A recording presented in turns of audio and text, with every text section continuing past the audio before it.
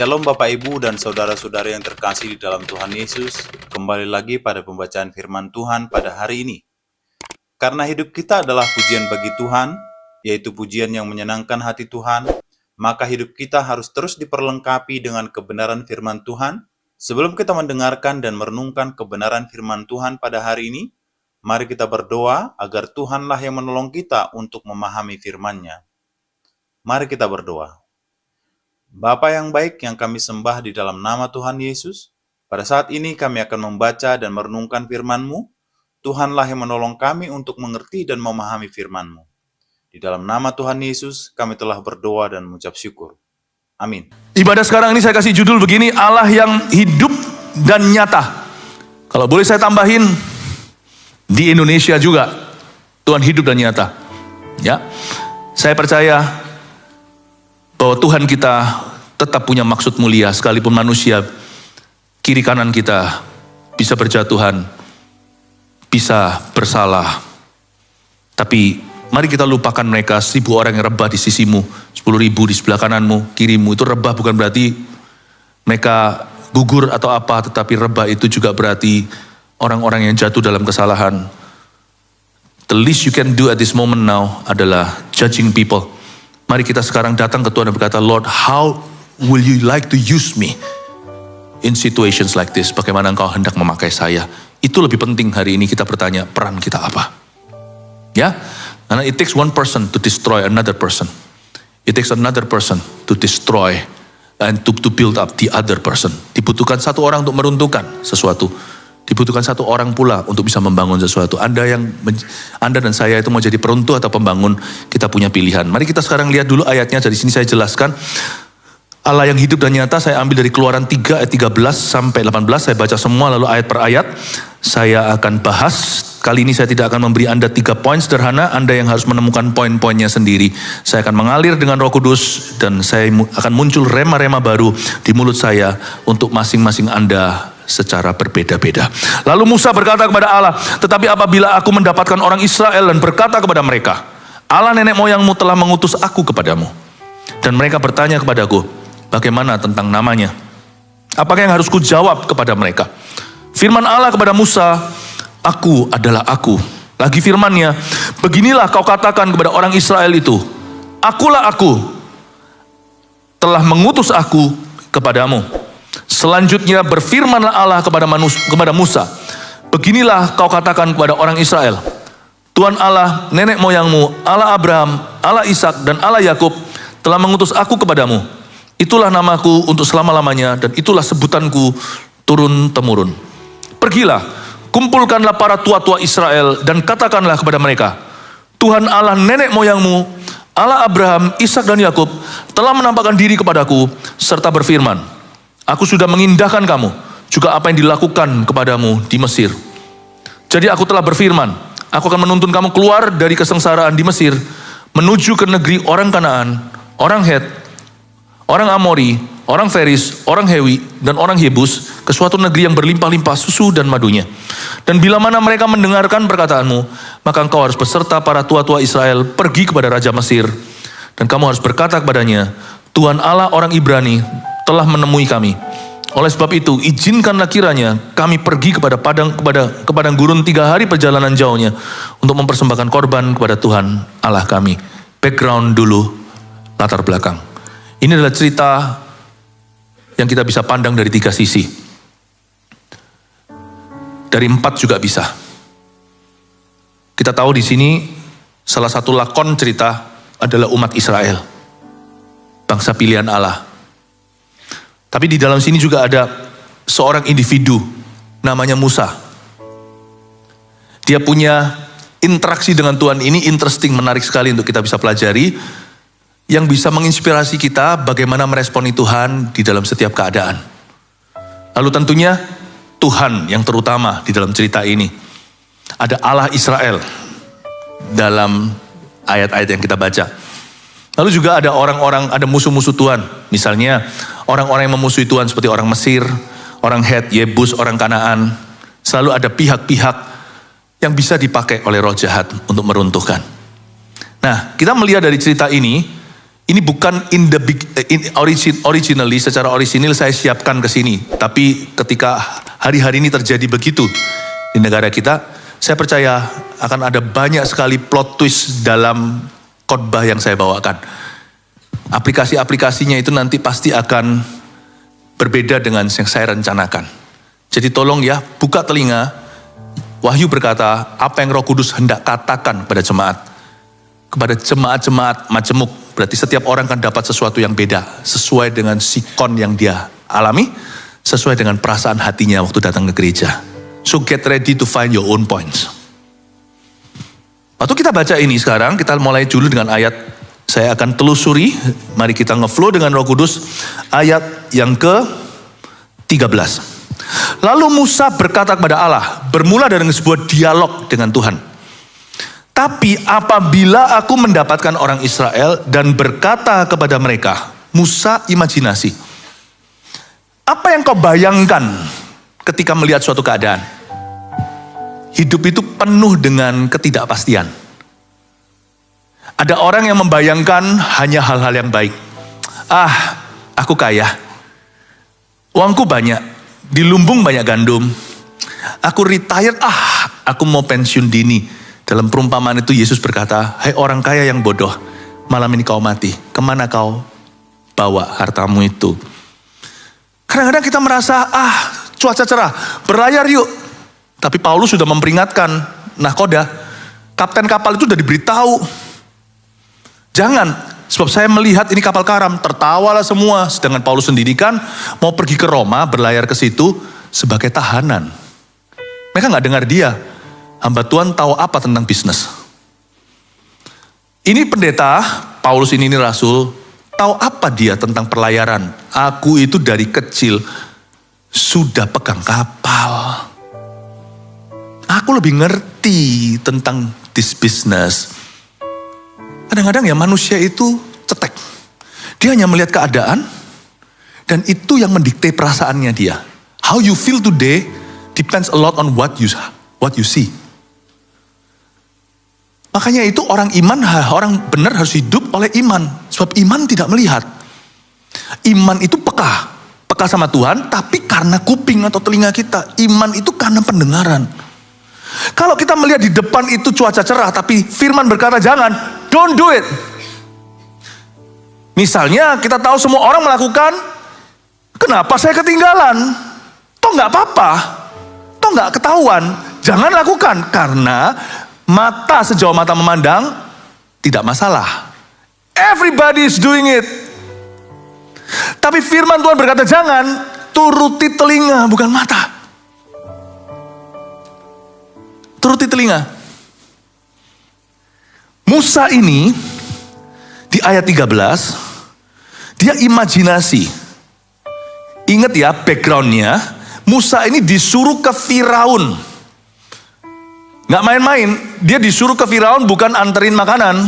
Dia disuruh ke Firaun untuk menantang Firaun dan memerintahkan kepada Mesir number 1 untuk melepaskan orang Ibrani dari perbudakan supaya mereka menjadi people yang free, supaya mereka bisa menyembah Tuhan dan jadi umat pilihan.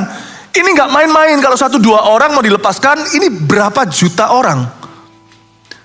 Musa tahu ini adalah an impossible task atau ini adalah tugas yang mustahil. Di depan dia kelihatan ada satu bongkahan yang tidak mungkin dia pindahkan. Di depan dia terlihat suatu tantangan dan itu kemustahilan. Dia gak melihat ada jalan. Tidak mungkin, gak mungkin misinya akan berhasil. Aku gak punya pegangan, sana punya tentara, kereta kuda. Aku ini satu orang melawan satu negara. Mana bisa menang? Modalku cuma satu, Tuhan suruh. Dan dia hanya pegang tongkatnya Musa itu loh, tongkat gembala. Musa berimajinasi. Dan untungnya dalam keraguan Musa datangnya ke Tuhan, bukan rasan-rasan. Kenapa kita itu gak pernah mentas dari keraguan dan kepahitan? Karena kita gak datang ke Tuhan, makanya kita gak disembuhkan. Kita datang ke orang, nah biasanya orang pahit suka ketemu orang pahit. Sama-sama gosip. Malah gak sembuh. Kepahitan itu gak bisa sembuh dengan sesama kepahitan. Itu namanya partners in crime. Kepahitan hanya bisa sembuh kalau ketemu orang yang kemanisan. Musa ini dalam kondisi ragu tapi dia datang ke Allah. Ini untungnya di sini. Tuhan itu gak apa-apa loh. Dia gak keberatan kalau Anda bermain satu game dengan Tuhan. Tapi ini bukan main-main. Kalau Anda jujur datang membawa keraguan Anda. Tuhan itu cinta Thomas. Thomas itu seorang rasul yang meragukan Yesus. Itu akhirnya menjadi seorang rasul yang luar biasa membawa Injil ke India. Dia rasul yang membawa Injil boleh dikatakan terjauh sampai ke Asia. Tuhan bisa pakai orang yang bimbang. Imannya kecil Tuhan pakai. Gak perlu iman besar. Asal alamatnya tepat. Apapun yang kau alami dalam kegelisahan, kepanikanmu, panic attack, sakit jiwa, ada mental illness, atau apapun juga, atau bahkan physical illness, kalau kita datang itu harus datang ke Tuhan. Tuhan gak tentu akan sembuhkan selalu lewat jalur supranatural. Kadang-kadang prompting, yang namanya dorongan untuk menyembuhkan, itu kan dari Roh Kudus. Buktinya Paulus pun tidak menyembuhkan semua orang, termasuk Timotius yang disarankan untuk minum sedikit anggur. Karena perutnya, pencernaannya lemah. Ini murid atau anak rohaninya Paulus loh. Paulus sapu tangannya menyembuhkan, kok gak bisa sembuhkan Timotius. Kadang-kadang Tuhan juga prompting kita melalui jalur kedokteran. But always though, selalu jalur apa? Asal bukan jalur alternatif yang sifatnya okultisme atau yang sifatnya kuasa gelap. Jalur apapun juga, asal itu halal dan itu tidak melanggar firman, selalu kita harus hatinya itu datang ke Tuhan. Bukan datang ke dokter, bukan datang ke obat, bukan datang ke pendeta atau datang ke tumpang tangan. Selalu datangnya hati itu harus berpaut pada Tuhan. Nama Yesuslah perlindungan. Ya. Kita itu bawa keraguan kita itu kepada Tuhan. Musa membawa keraguannya. Gini Tuhan, karena dia melihat misinya ini impossible. Dia berkata, ulangi ayat 13, lalu Musa berkata kepada Allah, tetapi apabila aku mendapatkan orang Israel, what if, ini game yang dia sedang mainkan. Sebuah game yang bernama what if. Boleh gak kita ngomong sama Tuhan? What if Indonesia gak boleh? Gimana Tuhan? Gua lari? What if aku gak sembuh?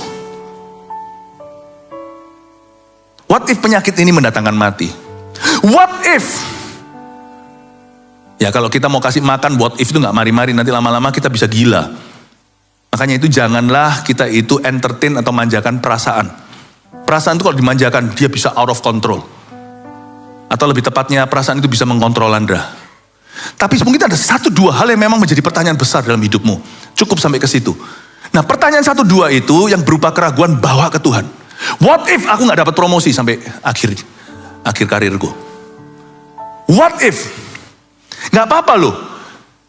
Musa berkata gini, lalu Musa berkata kepada Allah, saya ulangi lagi. Tetapi apabila aku, what if I, bagaimana jika aku tidak begini? Bagaimana jikalau aku tidak begitu? Bagaimana jikalau permainan ini Musa mainkan? Tapi untungnya, dia mainnya dengan Tuhan. Bukan main-main dengan setan, bukan cari dukun, bukan cari peramal. Bukan cari horoskop, bukan cari superstisi. Dan dia bukan menjauhkan diri lalu ditelan ke dalam lalu habis itu menjadi depresi. Bawa itu ke Tuhan. Bring it to the open, bawa ke depan. Tulang belulangmu pun Yeskiel 37 bawa ke Tuhan. Tuhan tanya sama Yeskiel, menurut kamu bisa gak hidup tentara yang mati ini? Yeskiel gak sok tahu, dia berkata, engkau yang tahu Tuhan, tapi denganmu tidak ada yang mustahil. Lalu tidak lama kemudian Tuhan menyuruh dia, nubuatlah kepada tulang itu. Mulai terdengar suara kertakan. Tulang belulang itu punya daging, punya otot, hidup menjadi tentara besar. When you bring your what if to God, waktu Anda membawa yang namanya bagaimana jika, bagaimana jikalau di dalam hatimu itu ada pertanyaan bagaimana jikalau yang tidak terjawab-jawab sudah, tidak terjawab-jawab sekian lama. Kalau kau bawa ke Tuhan, nanti ujungnya Tuhan bisa ganti itu dengan iman. Iman itu bukan menyangkali keadaan. Iman itu membawa keadaanmu kepada Tuhan termasuk keraguanmu dan dari situ Anda akan mendengarkan suaranya dan suara itu akan menjadi imanmu. What if? Musa main game ini, untungnya bukan sama setan. Kalau setan terima keraguanmu, Anda akan dijadikan bulan-bulanan. Muncul berbagai macam penyakit-penyakit yang akan timbul tiba-tiba yang tidak pernah ada padamu. Kepanikan segalanya akan muncul semua. Tapi kalau kita bawa ke Tuhan, Tuhan gak kasih kita penyakit. Tuhan bisa gantikan itu dengan iman. Musa datang dalam kebimbangannya. Karena imajinasinya terpengaruh dengan keadaan. Karena yang di depan dia lihat batu segede gunung. Dan Tuhan suruh dia seorang diri memindahkan. Sedangkan dia tahu dia gak fasilida. Dia gagap juga. Musa mengakui sendiri. Dia tahu limitation atau batas-batasnya. Dia tahu keadaan gak mungkin berubah. Dia tahu Firaun itu sekeras apa. Kok Musa tahu? Musa itu dulu diadopsi sama anak Firaun. Dia tahu sekeras apa yang namanya Firaun itu. Musa gak salah prediksi. Dia tahu jelas Tuhan ini gak mungkin. Ini orang-orang mending mati daripada menyerah. Ini orang-orang tipe yang hari ini kalau mau diajak perang itu harakiri semuanya. Kami kasih. Kok harakiri? Mereka akan bunuh diri dan tabrakkan pesawat sampai ke kapal-kapal itu seperti perang dunia 2. Ini bukan tipe orang yang menyerah. Kalau mereka menyerah, mereka itu harakiri. Bukan omikase loh ya. Omikase itu makan sepuasnya sesuai dengan hikmatnya chef. Musa tahu musuh yang dihadapi. Musa tahu tugas yang diemban. Mustahilah. Jadi dia berimajinasi. Aku pasti kalah. Untungnya Musa membawa faithlessness-nya. Ketidakberimanannya dia bawa ke Tuhan, bukan ke setan. Kalau kau bawa kepahitanmu ke setan, setan akan kasih Anda tiba-tiba teman kiri kanan semua kepahitan. Semakin menjadi-jadi itu. Tadinya kepahitannya hanya stadium 1 akan menjadi stadium, akan menjalar ke orang lain dan mengkamirkan. Kalau Anda bawa keraguan Anda ke Tuhan, itu beda hasilnya dengan kalau Anda renungkan keraguan Anda dan tidak ketemu jalan. Lama-lama Anda frustrasi sendiri. Bring anything to God. Always to God. Amin Bapak Ibu Saudara. Kalau memang Anda perlu hari-hari ini scroll dan lihat berita-berita yang di luar sana misalnya. Kalau hanya demi untuk waspada, gak apa-apa. Tapi kalau itu menjadi penasaran yang tidak berhenti, Anda scroll terus lama-lama Anda kehilangan iman. Cukup lihat 1-2, catat di mana Anda harus hati-hati misalnya untuk waspada. Tapi setelah itu tutuplah scrolling itu, buka Alkitabmu, bawa itu ke Tuhan. Itu jauh lebih berguna. Amin Bapak Ibu. Coba lihat di ayat 13. Tapi apabila aku mendapatkan orang Israel. Lihat ya pesimisnya ya. Dan berkata kepada mereka. Allah nenek moyangmu telah mengutus aku kepadamu. Coba misalnya Tuhan. Misalnya. Ini Musa ngomong gini. Misalnya. Aku ngomong sama mereka nih. Jangankan sama Firaun. Ini ngomong sama orang Israel sendiri. Lalu berkata pada mereka. Allah nenek moyangmu mengutus aku kepadamu. Untung-untunglah Musa masih yakin dia diutus oleh Tuhan. Dan mereka bertanya kepadaku, ini kan imajinasi kan, ini kan belum terjadi kan. Dan kalau mereka balik tanya Tuhan, bagaimana tentang namanya?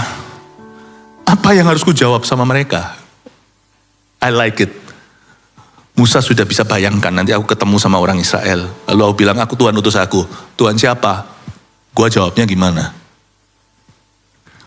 Jawaban Tuhan itu unik sekali. Kalau kita melihat keadaan, maka what if itu akan menjadi frustrasi kita yang terbesar. Coba lihat seluruh dunia. Jangan jauh-jauh. Lihat hidupmu aja. Kalau kita melihat diri sendiri, the future will look bleak. Bahasa Inggrisnya. Masa depan akan nampak suram. Tapi kalau kita melibatkan Tuhan di dalam kalkulasinya, segala sesuatu menjadi beda. Apalagi kalau kita percaya bahwa Allah itu mengutus kita. Bahwa kita itu punyanya Tuhan. Dan bahwa kita punya Tuhan, bukan hanya kepunyaan Tuhan. Maka iman akan mengacaukan semua perhitunganmu yang salah akibat melihat keadaan. Atau lebih tepatnya, iman akan melampaui akal budi manusia sekalipun perhitunganmu tepat. Kalau dihitung sekarang, aku punya segini, di depan 5.000 orang, di tangan hanya 5 roti 2 ikan. Gak mungkin, betul. Logikamu tidak salah. Tapi iman memberi akal budi yang baru. What God can do. Apa yang Allah bisa lakukan? Kita gak datang ke gereja untuk terima informasi. Banyak di sosial media. Kita tidak datang ke gereja untuk menerima transformasi akal budi. Dari pikiran yang hanya dikuasai logika dan logika yang dikuasai keadaan, kita datang ke hadirat Allah. Tuhan memberi kita akal budi yang baru. What God can do through you. Apa yang Allah bisa lakukan dan melalui kita pula. Itulah sebabnya saya selalu datang ke Tuhan. Karena hanya Tuhan yang punya good news. The world only has bad news. Dunia hanya punya kabar baik, kabar buruk. Hanya Tuhan yang punya kabar baik. Saya bawa semua what if-nya. Bagaimana jikalau Indonesia tidak pulih? Bagaimana jikalau hidupku tidak pulih? Bagaimana jikalau aku tidak sembuh? Bagaimana jikalau aku bangkrut? Bagaimana jikalau aku tidak bisa mengembalikan hutangku? Bagaimana jikalau bawa imajinasi itu ke Tuhan? Lalu habis itu tanya sama Tuhan, apa yang Tuhan hendak katakan dalam kehidupanmu? Ayat 14. Firman Allah kepada Musa ini jawabannya. Aku adalah aku. Gak menjawab itu namanya. Musa tanya namanya. Dikasih namanya kek. Ya, dikasih namanya. Baal gitu loh. Nabi Baal zaman dulu kan. Ada Nabi Baal menyembah Baal. Baal itu adalah berhala yang sungguhan. Tapi sekarang udah gak populer. Tapi saya gak bisa sebut nama-nama berhala sekarang. Yang vulgar. Ya, yang gak vulgar yang ada di dalam hati kita. Berhala itu juga bisa menjadi apapun yang kita utamakan selain Tuhan. Nah, sebelum Tuhan ya, yang diutamakan di atas Tuhan. Tapi berhala-berhala zaman dulu itu sama nyata dengan berhala masa kini. Berhala-berhala yang asli hari ini kalau saya sebutkan, mungkin beberapa Anda langsung tahu. Cuman saya rasa juga tidak etis. Karena kita tidak di dalam bisnis untuk menjelekkan siapa-siapa, kita hanya membeberkan kebenaran. Baal itu real. Orang Israel udah biasa dengan Baal. Mesir, wah terbiasa. Anda melihat di sana itu piramid-piramidnya itu berhala Mesir itu semua ada namanya. Jelas, jangankan ada namanya, ada wujudnya, ada gambarnya, udah gak mungkin salah. Berhala A dengan berhala B itu beda. Tiba-tiba Tuhan suruh Musa ketemu sama umat yang sudah 400 sekian tahun, 430 tahun. Udah biasa tahu nama-nama berhala. Tiba-tiba diutus seorang Musa dan tidak membawa nama, tidak membawa wujud. Saya ngerti keraguan Musa. Apa peganganku? Orang lain punya jimat, orang lain punya pegangan, punya koneksi. Aku tidak punya pegangan apa-apa. Aku disuruh pergi kepada orang-orang yang bersih keras atau tegar tengkuk. Belum lagi nanti ketemu Firaun yang lebih keras hati. Apa yang menjadi jaminan? Manusia itu kan gak berani melangkah sebelum ada jaminan. Tuhan suruh dia, kamu pergi ke bangsa Israel, beritahu mereka, lalu kamu ke Firaun. Beritahu lepaskan umatku. Musa berkata, apa jaminannya, apa peganganku? At least kasih tahu namamu Tuhan. What is your name? That is simple, isn't it? Hello, how are you? Yes, I am. Are you? I'm fine, thank you. What is your name?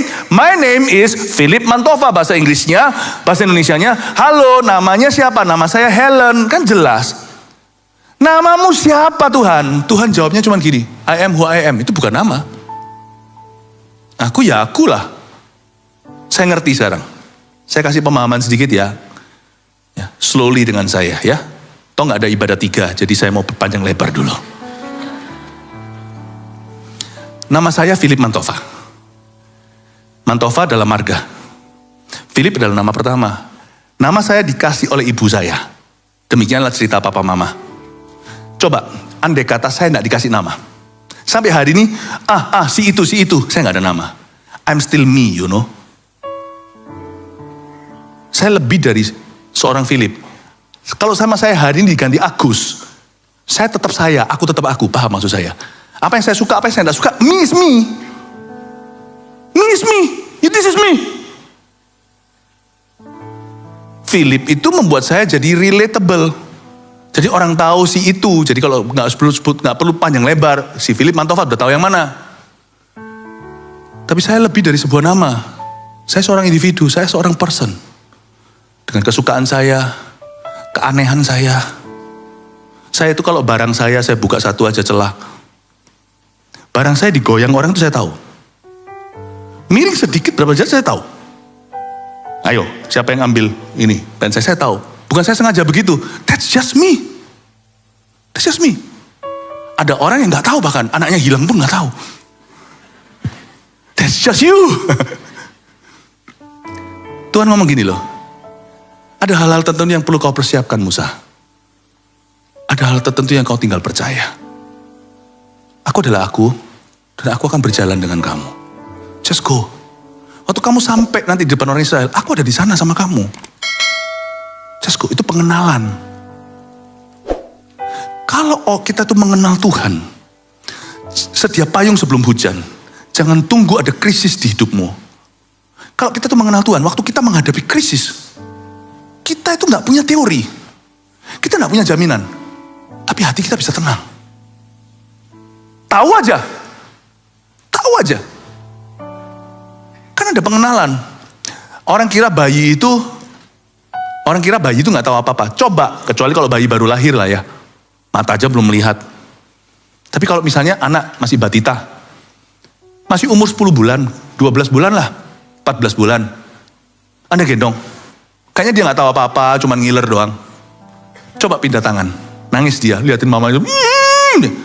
Dia belum punya teori. Ditanya aja mamanya nama siapa, dia gak tahu. Dia tahu aja, si. Mama is mama. Udah, itu ada bonding. Paham maksud saya? Itu bonding, itu ikatan batin. Anak itu keluar mungkin gak ngerti apa-apa. Tapi nanti lihat udah berapa bulan, ternyata dia lebih tahu. Ya gak bisa salahkan, 9 bulan di perut mama dari ari-arinya sama pusarnya. Ada hal tertentu, you don't need to know.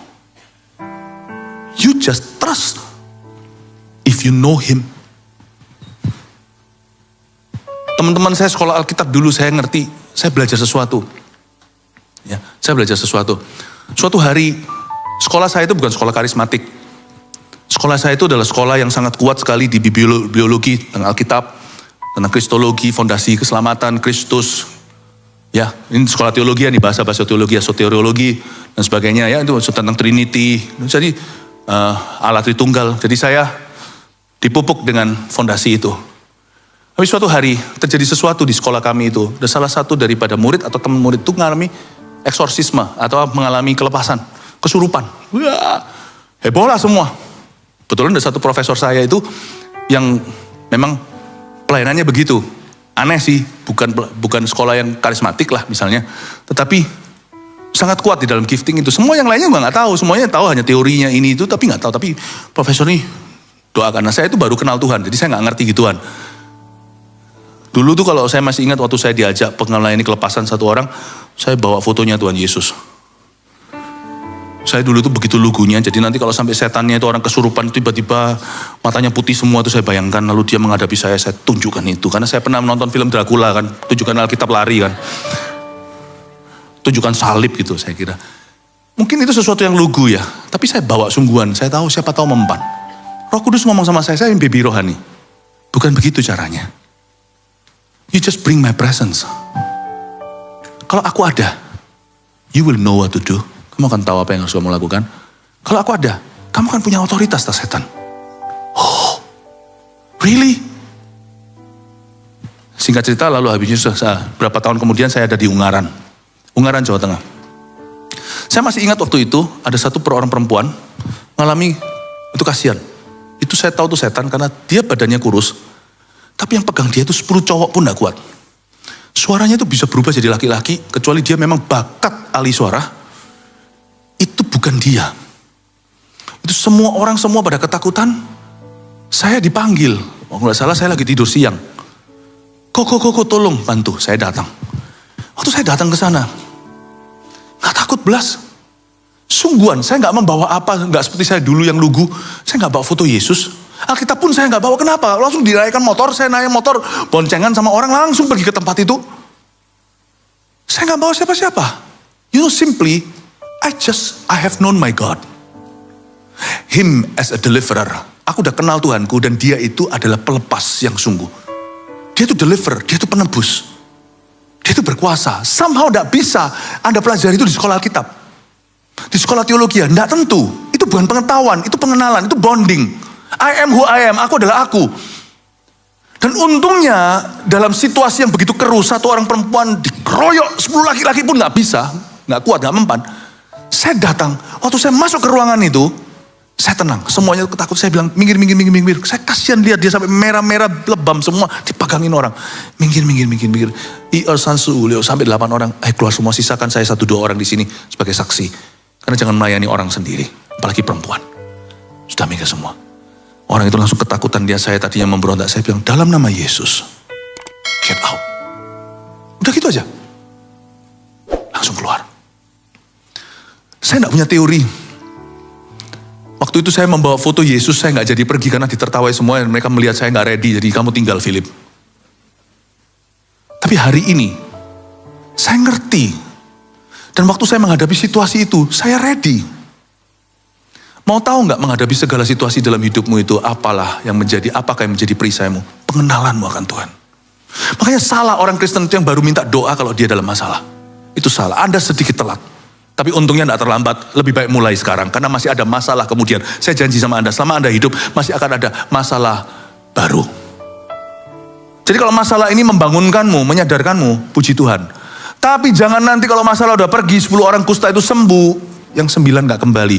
Bangunlah pengenalanmu dengan Tuhan, karena satu-satunya that will bring you through, yang membawamu melewati semua pencobaan hidup. It's I am who I am. Aku adalah aku. Bukan keadaan, tapi karakter Tuhan. Dan itu pengenalan, itu bukan teori bisa menghafal. Itu bukan something that is in the head, but something that is of the heart. Bukan sesuatu yang ada di dalam pikiranmu, tapi sesuatu yang ada di dalam hatimu yang memperbaharui akal budimu. Amin Bapak Ibu. Bangun pengenalan akan Allah. Di masa-masa seperti ini, Indonesia sekarang ini sebenarnya orang-orang yang benar-benar paling teguh di antara orang Kristen adalah orang-orang yang sungguh-sungguh mengenal aku adalah aku. I am who I am. Jangan lihat keadaan. Lihat siapa Tuhan. Orang yang lihat siapa Tuhan tenang. Orang yang lihat siapa Tuhan punya pengharapan. Dan gak berhenti sampai sana. Orang yang melihat Tuhan dalam segala keadaan biasanya akan berakhir dipakai Tuhan. Menjadi bagian dari solusi, bukan dari permasalahan. Sebab orang panik susah jadi dokternya. Sebab orang ketakutan tidak bisa melepaskan. Sebab orang yang kepahitan tidak mungkin bisa mengartikan mimpi. Padahal Yusuf itu dikhianati, masuk ke penjara kayak gitu, lalu dilupakan. Dia mengartikan mimpi, lalu dilupakan jasanya. Pernahkah Anda meminjamkan jasa sama orang, lalu gitu aja, waktu Anda membutuhkan, dia gak muncul? Yusuf udah kepahitan, tapi waktu dia dipanggil oleh Firaun, dadakan, gak ada peringatan. Wong Firaun sendiri dapat mimpinya baru tadi malam. Berapa jam kemudian ngomong sama pegawainya, gak ada satupun yang bisa artikan. Dipanggillah Yusuf dari penjara, seorang nabi muncul ke sana, bukan karena dosa, dia muncul di hadapan Firaun, langsung mengartikan semua mimpinya, dan memberitahukan hal-hal yang bahkan semua petugas, semua pegawainya yang paling beriman pun tidak bisa mengerti. Orang kepahitan, orang kecewa, tidak bisa dipakai Tuhan. Anda hanya bisa berbuat to a measure of goodness, hanya bisa berbuat kebaikan sampai satu taraf. Anda tidak akan bisa menjadi perabot yang dipakai Tuhan untuk perkara mulia, nggak bisa. Makanya itu saya selalu ingatkan diri saya sendiri. Bagaimana Tuhan memakai saya kemarin, tidak menjadi jaminan Tuhan akan memakai saya esok hari. Saya harus terus berjalan dalam pengenalan akan Tuhan dan terus membangun hidup saya bersama dengan Roh Kudus. Aku adalah aku, ada sebuah kalimat yang sangat dalam sekali. God is beyond His name. But God is not beyond the name of Jesus because Jesus is God. Paham maksud saya? Karena itu kita jangan masuk ke dalam semua perdebatan tentang nama-nama Tuhan. In the name of Jesus, dalam nama Yesus sudah sampai ke God, pasti sampai ke Tuhan. Karena Dia adalah jalan. Ya, tapi Tuhan tidak bisa kita skakmat hanya dengan namanya. Bahkan kalau kita memanipulasi nama Yesus pun percuma. Itu anak-anak Skewa itu yang mau melepaskan satu orang kesetanan, 7 orang gempur satu orang yang sama. Akhirnya mereka digagahi, mereka lari itu telanjang bulat, malu-maluin. Just because you can use the name of Jesus bukan berarti akan mempan di mulut Anda. Bukan karena Tuhan punya nama kurang berkuasa, tapi memang Tuhan tidak akan pinjamkan kemuliaannya. Paham maksud saya Bapak Ibu Saudara? Itu juga waktu itu hari itu saya panggil semua orang, 8-10 orang tersebut, saya ajari mereka untuk mereka sungguh-sungguh dengan Tuhan. Jaga kekudusan.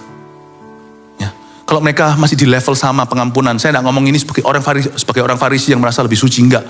Saya ngomong dengan 8-10 orang yang doain kelepasan setan itu loh. Enggak mempan-mempan, saya bilang, saya bukan lebih baik dari kamu ya. Karena saya waktu itu adalah kokonya kan, secara rohani, saya panggil itu 10. Aku enggak, I'm not better than you. Tapi kenapa waktu saya ngomong satu kata mempan, kamu udah 2 jam sampai ngos-ngosan juga enggak keluar.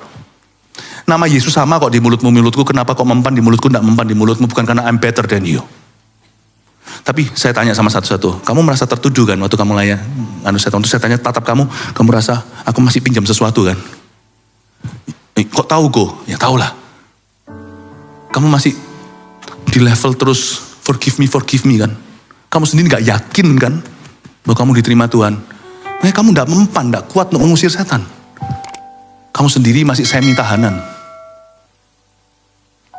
Iya kok, saya ngomong sama satu anak muda itu, dan jaga kekudusan. Kita tidak ada satupun yang bisa sempurna jaga kekudusan. Makanya itu kita harus sempurna menjaganya. Iya kok, satu, jadi hamba Tuhan. Satu lagi dari 10 itu saya ajari, kenapa tidak mempan sama kamu? Karena kamu coba pakai segudang teori. Kamu tidak punya kerinduan untuk sungguh-sungguh mengejar Tuhan. Hari-hari itu gak lama kemudian ada keluar buku yang namanya God Chaser. Pemburu Tuhan bahasa Indonesianya. Kurang tepat sebenarnya. Kalau pemburu itu namanya God Hunter. Tapi ya sudahlah. God Chaser. Ya seperti itulah. Tommy Tini, saya gak pernah baca buku itu, tapi saya dengar dari teman-teman saya katanya, itu bagus. Saya bilang, itulah. Bukan berarti Tuhan itu perlu dikejar, bukan. Tapi ada orang itu hatinya, my soul follows hard after thee. Seperti pemazmur Daud berkata, hatiku itu dengan sungguh-sungguh mengikutimu. Ada orang yang asal-asalan. Kalau kamu asal-asalan, Kristen pelataran, bukan berarti kita ada level-levelan. Pasti beda lah, setan, bagi Tuhan gak ada bedanya, Tuhan terima semua orang. Setan ngerti kok, mana yang ragu, mana yang bimbang, mana yang takut sama dia, mana yang masih pinjam. Lu ngapain usir gua? Lu masih pinjam sesuatu, utang sama aku kok. Waktu saya masuk, saya gak tertuduh, saya bilang sama mereka. Dan saya punya pengenalan akan Tuhan. Saya ngomong sama dia dalam nama Yesus, saya gak ragu. Kalau itu mempan. Bapak Ibu Saudara, di dalam hidup ini, kuasa rohani spiritual power is not given to everybody. God's love is given to all. Not the spiritual power. Karena itu saya mau dorong Anda sungguh-sungguh untuk mengerti ini. Musa berkata, aku adalah aku. Lagi firmannya, beginilah kau katakan pada orang Israel itu, akulah aku. Telah mengutus aku kepadamu. Musa secure, aman, tahu bahwa dia diutus. Kalau kamu tahu posisimu berdiri itu aman. Itu namanya positioning di depan Tuhan. Loh bagi Tuhan sih sama semua orang. Jangan gaya kita berkata, I'm better than orang itu, aku lebih baik. Enggak. Tapi bagi setan beda. Setan tahu siapa yang dia harus takuti. Setan tahu lu sama gua unda-undi. Ada orang tertentu setan lihat, oh itu musuh. Itu orangnya Yesus. Ada orang tertentu, that's my cousin. Itu sepupuku. Oh kita kesukaannya sama. Sekarang ngapain lu gaya-gaya usir-usir gua? Dihajar, lu usir gua juga usir lu. Itu anak-anak Skewa. Why we don't have spiritual authority? Karena kita sami mawon. Kita gak mungkin bisa kudus sempurna. Itu semua kasih karunia. Karena kita tahu kita gak bisa sempurna kudus. Jagalah kekudusan dengan kewaspadaan, dengan kesempurnaan. Saya bilang sama orang-orang 10 tadi, anak-anak muda, saya beritahu, you must live differently. Kejar Tuhan. Cari Tuhan. Rindu dipakai Tuhan. Yako. Akhirnya mereka berubah. Haleluya. Ayat 15. Selanjutnya, berfirmanlah Allah kepada Musa, beginilah kau katakan pada orang Israel, Tuhan Allah nenek moyangmu, Allah Abraham, Allah Ishak dan Allah Yakub telah mengutus aku kepadamu. Ini penjelasan berikutnya ya. Tuhan ajari Musa, Tuhan taruh kata-kata di mulutnya. Gini ya, mus. Begini kau katakan sama orang Israel waktu kamu ketemu kan. Kamu tadi sudah imajinasi kan. Sekarang saya kasih gambar baru. Kamu ngomong begini ya. Allah Abraham, Allah Ishak, Allah Yakub telah mengutus aku kepadamu. Itulah namaku untuk selama-lamanya. Itulah sebutanku turun-temurun. Tuhan memberi dirinya nama. I am who I am. Hari ini kata ini muncul Yahweh. Sebenarnya tidak boleh disebut Yahweh. YHWH.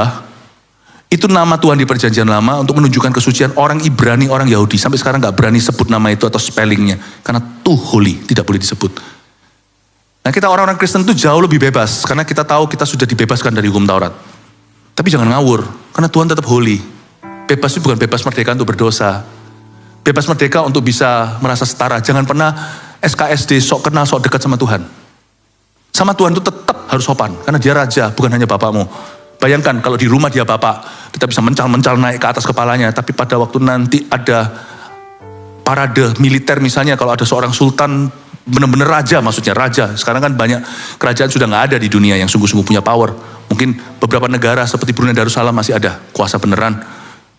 Ya, Inggris lain lagi ceritanya, sebagai figur saja. Tapi kalau anaknya lagi jalan di depan sana sebagai salah satu tentara di militer, hormat, jangan macam-macam. Hey daddy! Ada tempatnya, ada ruangnya, intimacy. Di ruang tertentu, jangan sok kenal, sok dekat. I am God, you are not. Yohanes itu loh yang dekat beneran. Itu bersandar di dadanya Yesus, yang lainnya itu gak berani seakrab itu. Waktu ketemu Tuhan di Pulau Patmos, dia geblak. Geblaknya ke depan, bukan ke belakang. Anda membaca, dia geblak ke depan sampai dipegang sama malaikat. Bangun, kamu harus kuat. Itu guru yang intim dekat dengan dia aja. Dia ketika lihat Yesus yang dibangkitkan. Saya paling takut sama Tuhan. Saya gak berani sok kenal, sok dekat sama Tuhan. Kalau kita bisa respect sama Tuhan, hidupmu akan mengalami, hubunganmu dengan dia akan berubah. Semua dimulai dengan honoring God. Makanya saya sangat honor dengan Tuhan. Misalnya, di dalam ibadah, saya gak mau datang telat. Dalam ibadah, dalam sesuatu, apa segalanya, saya pastikan bahwa saya seperti mau ketemu sama pejabat, tapi pejabat tertinggi di seluruh universe ini. Bukan berarti saya ketakutan ya, enggak. Tetap puji-pujian itu di mana ada roh Allah, ada kemerdekaan, kita tetap memuji-muji Tuhan. Soraklah, haleluya, kita lompat-lompat segalanya, puji Tuhan. Tapi itu bukan kurang ajar. Lompat-lompat itu adalah kesempatan untuk saya memuji Tuhan. Itu saya dianggap sebagai anak kecil yang melambai-lambaikan daun palem, berkata, Hosana, Hosana. Tapi waktu saya firman Allah sungguhan. Saya gak apean, saya gak lakukan itu karena ketakutan, tapi karena honoring, karena saya menghormati Tuhan. Saya orangnya gitu, karena kalau saya memperlakukan Tuhan sebagai Tuhan, maka saya akan diperlakukan Tuhan sebagai saya. Saya tahu hubungan itu perlu dua sisi untuk membangunnya. Tapi saya mau tunjukkan ada satu hal lagi yang indah di sini. Tuhan berkata sama Yahweh di sini, dia berkata, itulah namaku selama-lamanya, itulah sebutanku turun-temurun. Sampai perjanjian baru kita tahu namanya Yesus. Dan Yesus memperbaharui dan memberi konklusi. Mulai hari ini, whenever you pray to the Father, use my name. Waktu kau berdoa kepada Bapa, gunakan namaku. Jadi kita tahu itu sudah tutup buku. Kita tidak berdoa di dalam nama Yahweh lagi, tapi dalam nama Tuhan Yesus Kristus. Kita semua akhirnya tahu. Tapi hari itu seolah-olah Tuhan terpaksa, seolah-olah memberi dirinya nama. Supaya Musa punya some sort of semacam pegangan. Tapi itu pun bukan jaminan seperti yang dia inginkan. Tuhan beritahu, pokoknya aku adalah aku. Mulai hari ini, aku adalah aku. Kau bahkan tidak layak dengan lidah bibirmu sebut namaku. Yahweh itu kamu tidak usah layak untuk nyebutnya. Makanya Yesus juga jangan sampai kita sembarangan latah bicara dikit-dikit. Oh, seperti orang-orang Hollywood dikit-dikit Jesus. Jangan, nama Yesus itu jauh lebih suci daripada, jauh lebih holy, jauh lebih glorious, lebih mulia daripada nama-nama Allah di perjanjian lama. Karena kita tahu akhirnya, that is Jesus Christ. Paham maksud saya Bapak Ibu? Jadi kita jangan sedikit-sedikit kalau bercandanya itu haleluya. Jangan kata haleluya, itu holy. You use it only to praise him, bukan untuk bercanda. Bukan untuk dagelan. Nama Yesus juga dikit-dikit, oh Yesus gitu. Jangan begitu. Saya barusan aja hanya sebagai ilustrasi. Ini aja gak enak, saya sungkan harus terpaksa memakai nama dalam sebuah ilustrasi. Treat God's name holy. Supaya nanti pada waktu Anda bicara ke setan atau keadaan in Jesus name, setan gak ketawa. Oh sorry, orang kalau suka bercanda, waktu dia serius gak dianggap. Nama Yesus bukan candaan. Tapi ada satu hal yang saya mau ingin Anda perhatikan di ayat 15. Tuhan memperkenalkan pribadinya sebagai apa? Akulah apa? Allah Abraham, Allah Ishak, dan Allah Yakub. Wow. Kenapa gak ada Allah Musa? Masih dibikin. Hubungan itu masih dibuat. Sedang berlangsung. Akulah Allah Abraham, Allah Ishak, dan Allah Yakub. Katakan Allah Abraham, Allah Ishak, Allah Yakub. Tambahin satu, boleh deh, gak apa-apa. Dikasih di depan dulu, kasih karunia, lalu kita ikuti.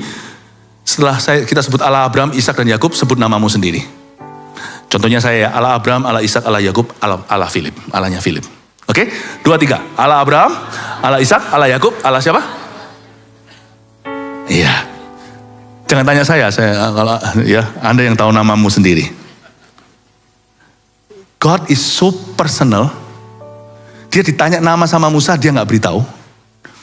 Paling maksimal dia hanya beritahu, akulah Yahweh. Aku, I am who I am. Ya. Kali ini keluar nama itu. Tapi dia berkata, tapi by the way, kalau kamu tahu siapa diriku, aku tuh Allahnya Yakub. Sadar gak? Sadar? What I'm trying to say? Aku ini Allahnya Abraham. Aku ini Allahnya Ishak. Kenapa kamu lebih tertarik tanya namaku? Sedangkan namaku, storyku, ceritaku. Semua aku titipkan di individu-individu tertentu. Aku sudah injeksi, investasi diriku dalam diri orang-orang itu. Aku dan sejarah mereka merger. Sehingga menjadi history. Kalau saya mau main kata, history itu his, juga bisa story. Cerita hidup mereka menjadi cerita hidupku, kata Tuhan Yesus di Perjanjian Lama. Cerita hidupku menjadi cerita hidup mereka. Sebab Yakub dulu ya gitu-gitulah. Licik lagi dia. Tapi akhirnya aku masuk di dalam alamnya. Dia masuk ke dalam alamku. Lihat apa yang terjadi. Yakub berubah menjadi Israel, bukan? History ceritanya dia menjadi my story itu. Aku adalah Allah yang sangat personal. Aku adalah Tuhan yang sangat pribadi. My story, kepribadianku, karakterku, ceritaku, kemuliaanku, aku titipkan ke orang-orang yang mencari aku. Paham maksud saya? Tuhan seperti berkata, someday maybe orang akan berkata, Allah Abraham, Ishak dan Yakub, dan Allah Musa. And I'm going to make a story with you. Itu Tuhan. Pahami sifatnya. Aku mau membuat satu story baru dengan kamu. Supaya suatu hari, engkau juga bisa disebut, aku juga bisa disebut Allahnya Musa. Ini indah loh Bapak Ibu Saudara. Dari sini saya menemukan sifat Tuhan itu yang sangat-sangat pribadi. Sedangkan dunia percaya Tuhan itu jauh. Ternyata Tuhan yang kita kenal adalah Tuhan yang selalu berusaha mendekat ke kita. Dia selalu menawarkan dirinya. Makanya saya tidak terlalu pedulikan saya tidak terlalu terpengaruh hanya dengan keadaan di sekeliling saya. Everything, segala sesuatu yang boleh terjadi. Di dalam diriku, di sekelilingku, saya minta Tuhan masuk di alamku. Dan membuat cerita baru dengan aku. I want him to make a story with me. Karena itu saya tidak terlalu sibuk melihat keadaan saja. Saya dalam segala keadaan yang saya lihat, saya selalu tanya Tuhan, what would you like me to do in this situation? I want to walk with you. Kira-kira Tuhan mau lakukan apa ya sama aku? Sebab aku mau berjalan denganmu. Today I will walk with my hands in God. Make a story with me. Kebanyakan orang hari-hari ini cuma sibuk untuk membuat IG story-nya. Tapi tidak terlalu tertarik untuk membuat story dengan Tuhan. Dalam segala situasi, saya tertantang dengan kalimat ini. Kalau kamu mau tahu namaku, kenapa kamu harus tahu namaku? Kalau kamu memang mau tahu aku seperti apa, lihat hidup Yakub. Lihat hidup Abraham. Lihat hidupnya Ishak. Kamu akan kenal aku. Semoga Tuhan, suatu hari orang bisa berkata, lihat hidupnya Philip. Pasti kita semua itu ada yang suka sama kita, demen, ada yang gak suka, itu sudah pasti. Don't try to convince everyone. Tidak usah Anda meyakinkan semua orang. Tapi pasti ada orang-orang tertentu yang Tuhan berikan dalam hidupmu. And they will truly be inspired by your walk with Jesus. Mereka akan terinspirasi dengan perjalananmu dengan Tuhan. Dan mereka akhirnya bisa berkata, Allahnya orang itu, aku rindu untuk mengenalnya. Berarti di dalam setiap situasi kondisi, itu adalah kesempatan emas untuk Anda mengukirkan cerita dengan Tuhan. Termasuk sekarang Indonesia lagi begini. Tidak usah khawatir tentang what if, apa yang boleh terjadi. Lebih khawatir tentang apa peran Anda. Saya komitmen secara pribadi. Tuhan, semua musim telah kujalani. Kalau engkau suruh aku jalani di depan ini musim begini, aku berdoa supaya aku menjadi bagian dari solusi. Bukan dari problema. Pokoknya yang penting Tuhan, aku meresponi Tuhan dengan benar.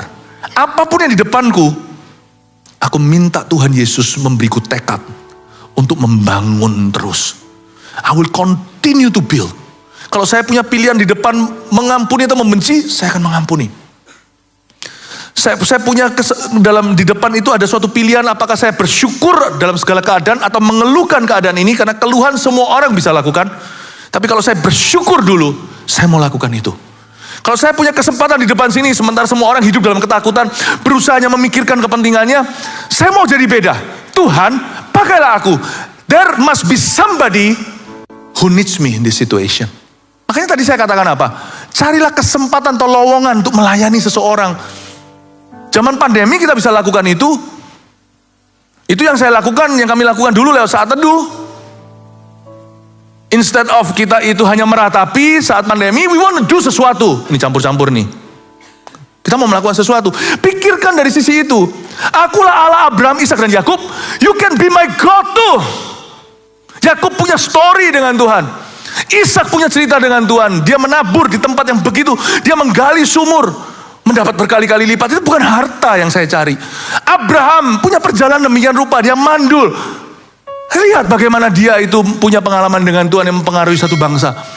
God, aku mau dalam situasi ini Tuhan. Aku meresponimu dengan benar. Cari jalan. Apa yang bisa kau lakukan? Kita gak boleh bengong saja. Kita hanya scroll-scroll. Gak mau, saya akan berkata pada diri sendiri, saya gak mau jadi bagian dari masalah. Saya gak mau menyebarkan ketakutan. Cukup informasi secukupnya. Lebih dari itu saya perbanyak doa. Dan saya mau jadi blessing to somebody. Justru sekarang ini setan lagi giat-giatnya untuk meruntuhkan bangsa-bangsa termasuk bangsa kita. Masih adakah Tuhan itu punya kaki dan tangan? Kita punya bagian. Kalau profesi Anda sebagai aparat, lakukan yang tepat. Kalau Anda adalah lawmaker di country ini, lakukan dengan sungguhan. Kalau Anda adalah seorang dokter, jangan malpraktek. Kalau kita tuh punya respon depan Tuhan. Kemarin saya waktu dalam pesawat, sampai ke Jakarta sini kan saya langsung dari Sydney, di GMS Sydney. Waktu saya sampai ke Jakarta, saya sempat nonton satu dokumentari tentang salah satu personel Friends itu namanya, yang kita kenal Chandler, Matthew Perry, yang meninggal mati karena overdosis. Kan ditangkap-tangkap itu, dokternya 2 ketangkap, dokter asisten dokter, lalu habis itu asisten pribadinya dia, plus ada satu lagi ratu narkoba. Metanin atau apa itu obat yang dipakai sampai berlebihan. Saya baca gitu, waduh ya ternyata di Amerika juga ada ya. Malpraktek sampai segila itu. Ya sampai segila itu benar-benar kasih. You see, semua profesi itu bisa praktek atau bisa malpraktek. Any profession, pendeta termasuk. Tugas saya sebagai pendeta, ini bagian saya. Saya bukan politikus. There's nothing I can do for that matter. Tugas saya adalah memberitakan kebenaran baik tidak baik waktunya. Tugas saya adalah itu. Karena Tuhan menciptakan dunia dengan firman, maka firman harus terus didengungkan. Tugas kita masing-masing ada, tapi kita punya pilihan. Kita mau membuat story dengan Tuhan atau membuat story dengan setan. Kita itu Allah Abraham, Allah Ishak, Allah Yakub, atau kita justru menjadi setan. Saya mau Tuhan membuat satu cerita dengan saya. Waktu saat teduh, waktu pandemi ada cerita. Di saat itu kami berbuah di setiap musimnya, termasuk musim pandemi berbuah. Musim kerusuhan berbuah. Bukan berarti kita gegabah, lalu kita gila, kita ngawur, kita sembarang, kita sembrono, tidak. Tapi kita selalu mencari your next plan Tuhan, planmu berikutnya. Use me Lord, so long that I live, selama aku masih hidup, kata Filipi. Aku mau berbuah lebat terus. Mari sekarang kita itu yang penting. Kalau kita tahu bahwa setan bisa memakai seseorang untuk meruntuhkan, Tuhan juga bisa memakai seseorang untuk membangun. Jangan merasa minoritas dalam hal itu karena kita punya urapan. Kalau kita bersama dengan Tuhan, satu orang itu mayoritas. Coba lihat itu. Berbagai macam cerita di dalam perjanjian lama maupun perjanjian baru. Satu orang bisa membuat perbedaan. Jangan kita itu merasa minder atau merasa outnumbered. Atau kita merasa kalah Hawa. Melihat begitu banyak orang yang menuju ke jalan yang salah. No. Satu orang berbuat benar, dampaknya besar. Saya ajak Anda untuk mengerti kalimat ini powerful sekali. Aku adalah Allah Abraham. He make a story with Abraham. Kalau Anda lihat sikonnya Abraham itu beda-beda. Sampai yang bahaya, dia sampai hampir nyonya istrinya itu diambil sama raja. Itu Abraham mengalami berbagai macam semua hal di zaman purbakala, 11-12 sama zaman modern. Kita semua itu punya situasi. Tapi Tuhan membuat story dengan Abraham. Ishak punya story sendiri. Yakub punya cerita sendiri. Mari sekarang kita haus sama-sama berkata, Tuhan buat cerita sama aku. Waktu aku di Indonesia. Amin Bapak Ibu Saudara. Katakan pada dirimu sendiri, Tuhan pakailah aku. Sesuai kehendak-Mu. Katakan amin. Berikan tepuk tangan pada Tuhan. Cepat aja lalu saya selesai setelah ini ya. Ayat 17 dulu deh, langsung aja. Jadi aku telah berfirman, aku akan menuntun kamu keluar dari kesengsaraan di Mesir. Good news, kabar baik. Menuju ke negeri orang Kanaan, orang Het, orang Amori, orang Feris, orang Hewi, orang Yebus.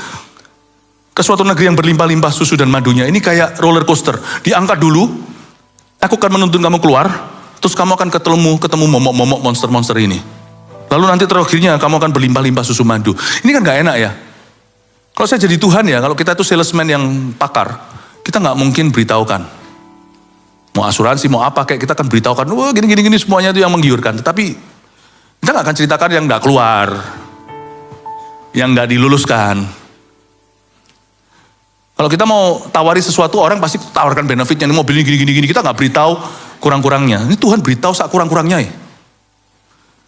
Ibadah tadilah, saya gak usah panjang lebar di sini. Tuhan itu jujur. Makanya orang kalau jujur itu milik Tuhan, orang kalau bohong itu bukan milik Tuhan. Udah gitu, termasuk kalau dia labelnya apapun, termasuk hamba Tuhan, dia bukan milik Tuhan. Tapi ini bukan soal itu yang saya mau bahas, soal ini. Tuhan itu kalau membuat perjanjian, makanya kita ini covenant people. Memang Tuhan itu mau memakai kita, Tuhan membuat story dengan Abraham, Tuhan mau membuat story dengan Ishak dan Yakub, dan Tuhan sekarang membuat story dengan kita. Tetapi Tuhan itu sudah peringatkan. Saya peringatkan dulu ya, story yang aku mau buat dengan kamu, itu akan datang dengan segala tantangan. Tuhan beritahukan kamu nanti, hai orang Israel, beritahu, Musa kamu beritahu, Tuhan mereka ini belum melangkahkan kaki pertama sudah diberitahu bahayanya. Apa mereka mau? Beritahu apa adanya.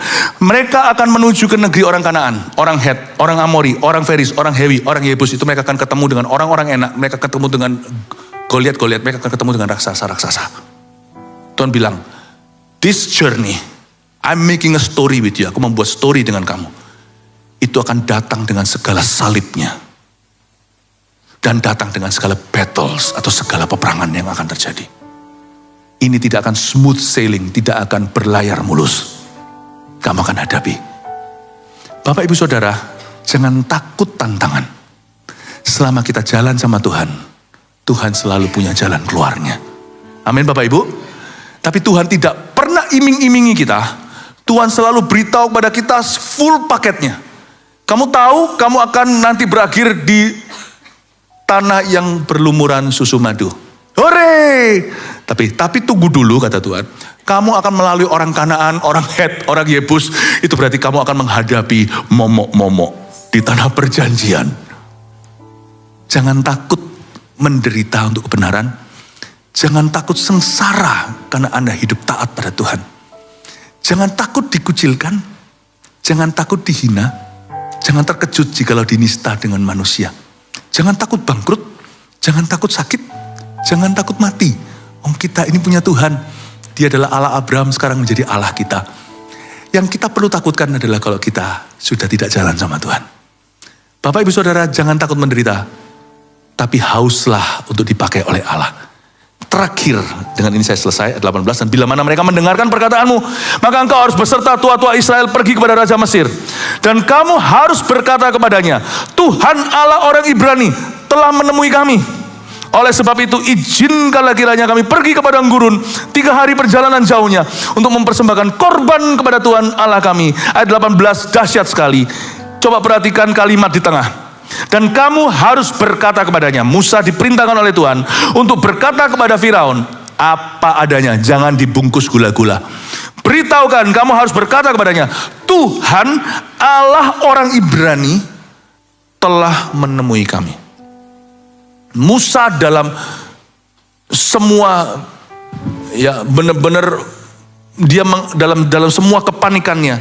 Firaun ngomong apapun gak akan mempan. Seharusnya Tuhan memberi dia pesan yang flamboyan. Beginilah, begitulah.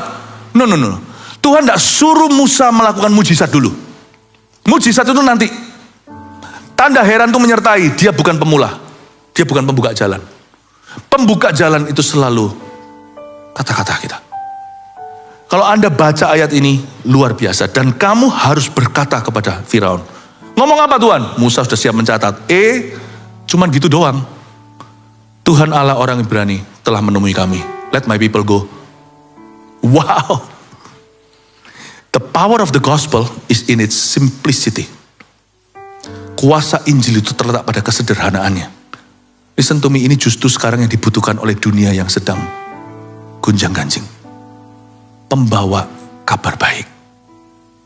Good news.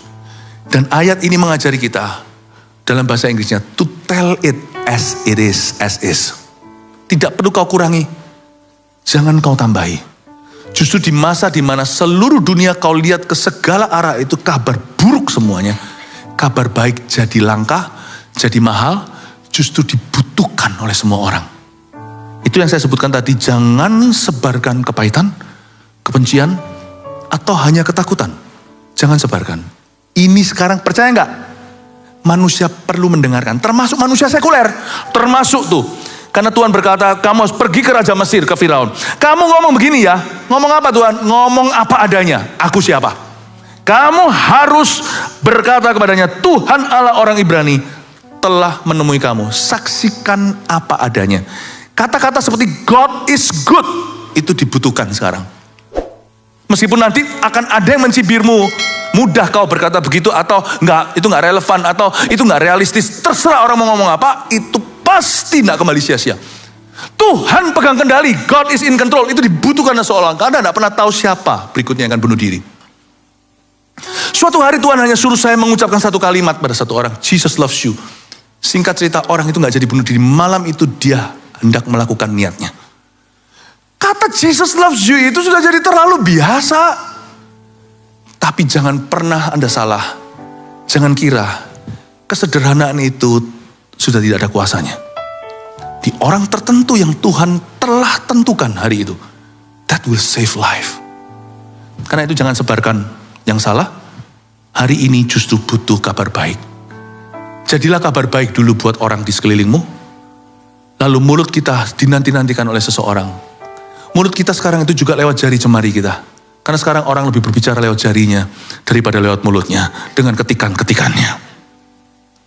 Pastikan apa yang kau suarakan adalah kehidupan, good news, yang adem, suara yang bisa mempersatukan, bukan mencerai-beraikan, suara yang tidak menyebar kebencian, tapi menyebar kasih Yesus. Karena kita tahu pada ujungnya, masalah setiap orang itu adalah dosa. Masalah setiap orang itu sebenarnya bukan ekonomi atau yang lainnya. Dan dari sini kita tahu bahwa dibutuhkan orang-orang yang menyadari ini untuk Tuhan membangun negeri. Untuk membangun gereja. Untuk membangun suatu bisnis, suatu pekerjaan. Dengan ini saya selesai. Tuhan tidak pernah loh, waktu di Kalvari Golgota dia menebus Amerika. Dia menebus Australia.